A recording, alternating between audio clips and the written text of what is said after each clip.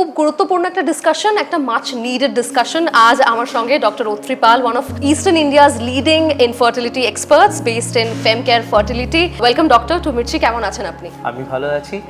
শুধু male infertility expert নয়, definitely আমার এমসিএইচ এর জন্য তো I am allowed to do male infertility. Along with that I am an IVF specialist and fertility enhancing surgeon. IVF বিষয়টা কি more of a mental challenge than a physical, নাকি both? মানে আপনি কিভাবে বলবেন? I would rather say that it's a mental challenge. Very interesting question. অনেকেই প্রশ্ন করেন যে আইভিএফটা কি খুব পেইনফুল? না, খুব একটা পেইনফুল নয়, কারণ এখানে ইনজেকশন নিতে হয় 10 দিনের হয়তো, কিন্তু সবকটা ইনজেকশনই সাবকিউটেনিয়াস আর খুব ছোট ছোট নিডল ব্যবহার করা হয় এই ইনজেকশন দেওয়ার জন্য। তারপরে আসে এগ রিট্রিভাল। এই এগ রিট্রিভালটা আন্ডার অ্যানেস্থেশিয়া করা হয়, তাই এটাতেও খুব একটা কারোর পেন হয় না, কিছু প্রবলেম হয় না। আর তারপরে যখন এমব্রিও প্রতিস্থাপন হয়, আগেকার দিনে হয়তো ইনজেকশন দেওয়া হতো, প্রেগনেন্সি আসার পরে প্রেগনেন্সি 12 সপ্তাহ অবধি চলতো, কিন্তু এখনকার দিনে ভ্যাজাইনাল জেল এবং মুখে খাওয়ার ওষুধই যথেষ্ট।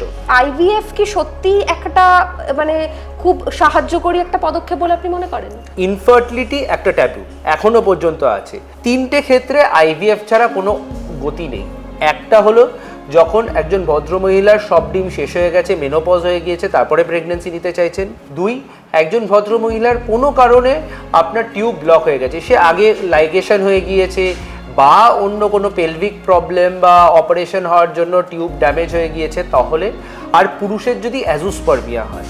এই 3 ক্ষেত্রে আইভিএফ ছাড়া কোনো উপায় নেই। আইভিএফ প্রসিজার দ্বারা যে সমস্ত শিশুদের জন্ম হয় তারা টেকনিক্যালি অন্যান্য শিশুদের মতন হেলদি হয় না, এটা কি সত্যি? না, এই প্রশ্নটা খুব ভালো করেছো। আমাদেরকে মাথায় রাখতে হবে যে শুধু আইভিএফ পারসে কিন্তু অ্যাবনর্মাল বেবির রিস্ক বাড়িয়ে দেয় না, বা কোনো বেবির কনজেনাইটাল অ্যানোমালির রিস্ক বাড়িয়ে দেয় না, বা ধরে নেওয়া হচ্ছে যে অটিজমের রিস্ক বাড়িয়ে দেয় না। আইভিএফ এ ততটাই রিস্ক অফ অ্যাবর্শন, ততটাই রিস্ক অফ অ্যাবনর্মাল বেবি বা অটিজম যতটা একটা নর্মাল প্রেগনেন্সিতে হয়। কিন্তু এটাও দেখতে হবে যখন আমরা আইভিএফ করছি কোন পপুলেশনের করছি।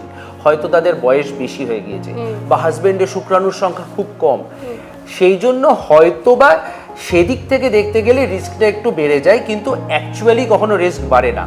আমাদের এটাও মাথায় রাখতে হবে, যেটা আমরা ফেমকেয়ারে সবসময় করি, আমরা জেনেটিক ইভ্যালুয়েশন করে নিয়ে তারপরে আইভিএফ এ যাই। আমরা কাপলদেরকে সবসময় প্রি ইমপ্লান্টেশন জেনেটিক টেস্টিং এর মতো টেস্ট করতে বলি, যাতে আমরা এমব্রিও ট্রান্সফার করার আগেই বুঝে যাব যে এমব্রিওটা জেনেটিক্যালি নর্মাল কিনা, যার ফলে আমাদের ক্ষেত্রে আরও কমে যায় অ্যাবনর্মাল বেবি বা জেনেটিক কোনো প্রবলেমওয়ালা বেবি হওয়ার। অনেকে মনে করেন যে আইভিএফ প্রসিজার না বেসিক্যালি ওই জাদুকাঠি টাইপের, মানে এটা কখনো ফেলিয়ার হতেই পারে না, this will always work for me. এটা কি সত্যি? না, একদমই না। এটা খুব ভুল ধারণা।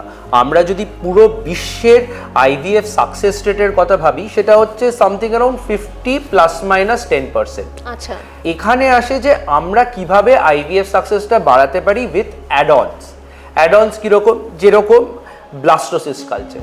এবার দেখা গিয়েছে যে ব্লাস্টোসিস ট্রান্সফার করলে সাকসেস রেটটা বেড়ে যায়, বিকজ এমব্রিও সিলেকশনটা আরও ভালো হয়। তাছাড়া আছে যেটা বললাম প্রি ইমপ্লান্টেশন জেনেটিক টেস্টিং, কিন্তু সেটা জেনেটিক্যালি নর্মাল নাও হতে পারে।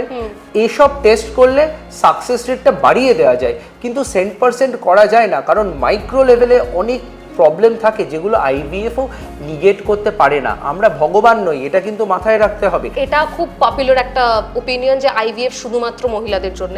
এটা আই এম শিওর সেটা নয়। যদি সেটা না হয়ে থাকে তাহলে আর কি কি রয়েছে সেটা যদি বলেন। হ্যাঁ, আজ থেকে 20 বছর আগে এটা ঠিক ছিল, মহিলাদের প্রবলেম আইভিএফ করো। কেন?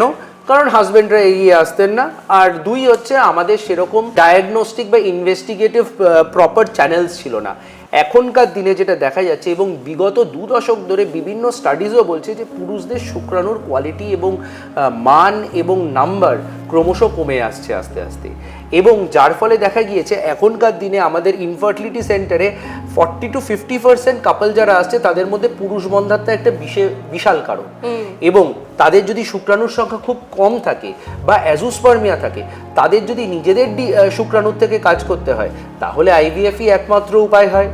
অনেকেই ভাবেন যে আমরা ওষুধ খেয়ে ঠিক করব, কিন্তু এখন এমনও স্টাডি বেরিয়ে আসছে যে বেশি দিন ওষুধ খেলে কিন্তু অ্যাকচুয়ালি যাও বা শুক্রাণু আসে তার উপরে একটা নেতিবাচক প্রভাব পড়বে, তাতে কিন্তু প্রবলেম আরও বাড়তে পারে। সেই জন্য তাড়াতাড়ি আইভিএফ করে নিলে মনে হয় আরও ভালো হয় এবং প্রেগনেন্সিটা তাড়াতাড়ি আসবে। ফেমকেয়ার ফার্টিলিটিতে এমন কি কি টুলস রয়েছে যেটা অন্য কোথাও পাওয়া খুব মুশকিল, এবং যেটা এই মুহূর্তে দাঁড়িয়ে যদি এটা সত্যি যেটা আপনি বলছেন যে পুরুষদের ক্ষেত্রে বন্ধ্যাত্ব আরও বেশি ভীষণভাবে আমরা দেখতে পাচ্ছি, সেই জায়গায় কি কি টুলস রয়েছে এখানে? এখানে আইভিএফ এর প্রথম ধাপ থেকে একটা ভালো মানে হোলিস্টিক ট্রিটমেন্ট দেওয়া হয়, পেশেন্টের সাইকোলজিক্যাল কেয়ার নেওয়া হয়, তারপরে কনস্ট্যান্ট 24/7 365 ডেজ একটা হেল্পলাইনে সবসময় যোগাযোগে থাকতে পারে। আমাদের আইভিএফ কাউন্সিলর থাকে, আমাদের মেডিকেল কাউন্সিলার্সরা থাকেন এবং ফাইন্যান্সিয়াল কাউন্সিলররা থাকে যারা তাদেরকে ফাইন্যান্সিয়ালি ভালো ঠিকমতো করে হেল্প করতে পারবে এবং গাইড করতে পারবে।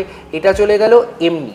এবার মেডিকেল দিক থেকে যদি আমি বলি, আমাদের এমব্রিওলজি ল্যাব হচ্ছে পুরো ISO 5 যেরকম কাইরো কনসেনসাস অনুযায়ী বানানো, ল্যামিনার ফ্লো আছে, modular laboratory with air handling unit, সব কিছু আছে এদিকে। তো আমাদের সাকসেস রেটটা অবভিয়াসলি বেশি হবেই। Thank you so much doctor, এত কম সময়ে পুরো বিষয়টা বুঝিয়ে বলার জন্য। খুব ভালো থাকবেন এবং ফেমকেয়ার ফার্টিলিটির সাকসেস রেট যেন 100% হয়, এটুকুই আশা।